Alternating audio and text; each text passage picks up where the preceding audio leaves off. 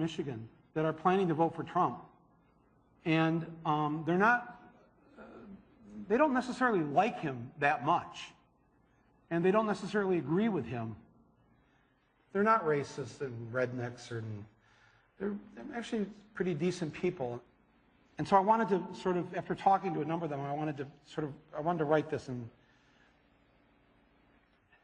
Donald Trump came to the Detroit Economic Club and stood there in front of the Ford Motor executives and said, if you close these factories as you're planning to do in Detroit and build them in Mexico, I'm going to put a 35% tariff on those cars when you send them back, and nobody's going to buy them. It was an amazing thing to see.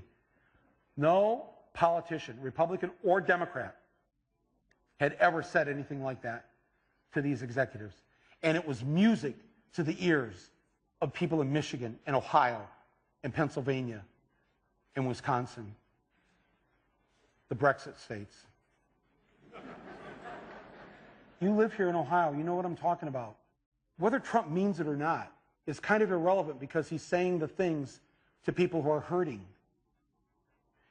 And it's why every beaten down, nameless, forgotten working stiff who used to be part of what was called the middle class loves Trump. He is the human Molotov cocktail that they've been waiting for. The human hand grenade that they can legally throw into the system that stole their lives from them. And on November 8th, Election Day, although they've lost their jobs, although they've been foreclosed on by the bank, next came the divorce, and now the wife and kids are gone, the car's been repoed, they haven't had a real vacation in years, they're stuck with the shitty Obamacare bronze plan where you can't even get a Percocet. They've essentially lost everything they had, except one thing. The one thing that doesn't cost them a cent and is guaranteed to them by the American Constitution, the right to vote. They might be penniless, they might be homeless, they might be over and up, it doesn't matter, because it's equalized on that day. A millionaire has the same number of votes as the person without a job. One. And there's more of the former middle class than there are in the millionaire class. So on November 8th, the dispossessed will walk into the voting booth, be handed a ballot, close the curtain, and take that lever, or felt pen or touchscreen, and put a big X in the box by the name of the man who has threatened to upend and overturn the very system that has ruined their lives. Donald J. Trump. They see that the elites who ruined their lives hate Trump. Corporate America hates Trump.